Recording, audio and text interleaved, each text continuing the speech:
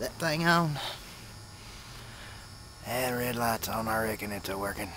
How yous doing? Big Ball Daddy here to tell you the story about the history of America. Now, it's the 4th of July weekend here in this beautiful country, the United States of America. And us Americans, we like to celebrate shit. And one of our favorite things to celebrate here in the United States of America is the independence of our country, the United States of America. Now, you'll hear some fireworks going off here in the background from time to time, because it's almost the 4th, and these rednecks around here, they's already shooting them off. But I'm going to tell you a little bit about the history of our country and why we're so proud and why we have this 4th of July holiday. Now, the 4th of July actually started back in 1774. A little known fact about this place is they was 13 original states, but they was called colonies, and they was owned by England.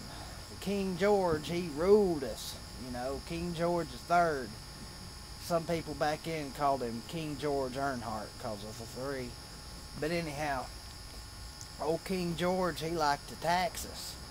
And he was way over there, and we're over here.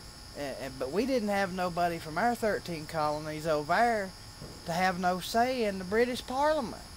So there was some fellers over here in the 13 colonies that was getting kind of pissed off about that. They figured it was kind of like taxation without representation. That shit ain't fair. So they all got to thinking. There's a bunch of them. I can't remember all their names, but there was Thomas Jefferson, Anthony Hancock, George Jefferson, Archie Bunker, and hell, there's a bunch of them. Paul Revere. There's a whole bunch of them that got together and started percolating and thinking shit up, you know.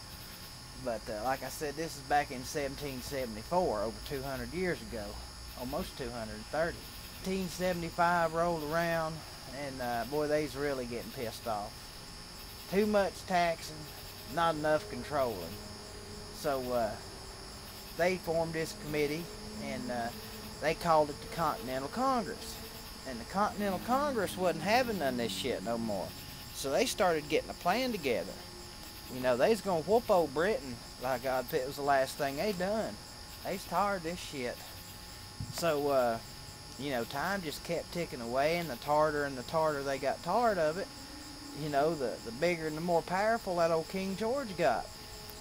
Well, sometime along back in there, old King George caught wind of all these fellers over here making a ruckus, so he sent some troops over to Concord, New Hampshire, check on that shit, kind of put them colony boys in check. Well, they come over here, and they was wearing red coats, you know. And this Paul Revere feller, he was riding around on his old mule one night in Concord, and he seen them coming. He said, "Oh shit, the British is a-coming, the British is a-coming," and he took off just to get it on that old mule down through downtown Concord. It's funny and shit. You should have been there. I seen it. I saw it happen. It was funny. Anyhow, that started it off right there then.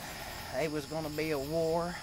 And come hell or high water, we wasn't paying them damn taxes no more. After all, this was our land. We's the one over here plowing the fields and making the industry, and we's paying them some bitches over in England all the taxes. That don't make no sense. So around gathering all these people up, they signed this thing, you know, it was the Declaration of Independence. That's what it was.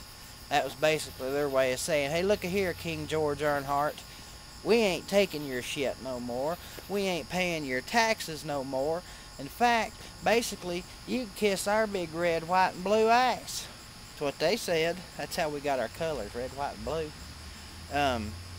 So they signed that thing, and old John Hancock, he was a feller that kind of swung it all into motion, I reckon. But word has it, old John signed that shit real big.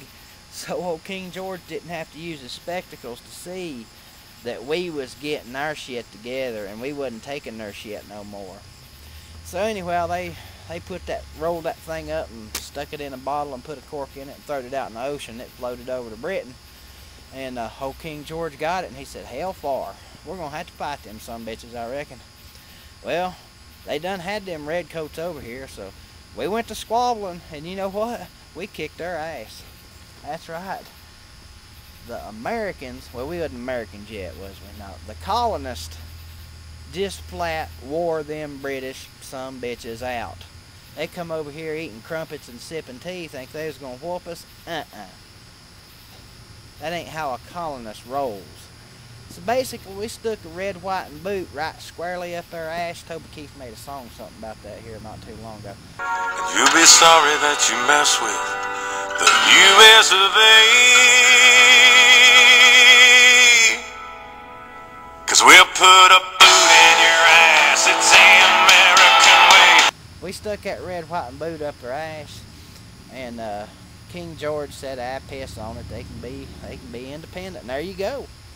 July the 4th, 1776. That's what happened. But now, they signed that Declaration of Independence, and by God, we had us a country. Simple as that. Well, when they done that, there's a great big old bell in Philadelphia. Remember what they called it, but somebody rung that thing so damn hard it cracked it. And they thought, you know what, we got our liberty now, and they called it the Liberty Bell. That's how it happened. So anyhow, a year later, they started to celebrating that thing from a year ago on the 4th. And we said, shit, let's call it the 4th of July, Independence Day. That's the day we was born. You know, there was 2 states that didn't want to come along with us. Pennsylvania and South Carolina. Now that don't surprise me, because South Carolina, you know about them South Carolinas. Oh, I meant to tell you, the 13 original colonies, they was Massachusetts, New Hampshire, New York, New Jersey, Maryland, Virginia, North Carolina, South Carolina, Georgia, Delaware, Rhode Island, hell, there's a bunch of them. 13, to be exact. But Florida wasn't in it. They drawed the line right there and said, all that shit down there, we don't need none of that. Florida come along later. Tennessee was kind of off, you know, over there to the side a little bit. So we was just kind of sitting back going, yeah, we're going to sit back and watch and see what happens then, and we'll take over. And on the 4th of July, here in America, we like to celebrate. Now, there's a lot of people, they like to drink beer and liquor. You know, I don't cook out no hamburgers on the 4th of July no more. Can't do it. Can't eat them hamburgers and hot dogs. So in honor of our fair old country, America, I'm going to drink a water for you.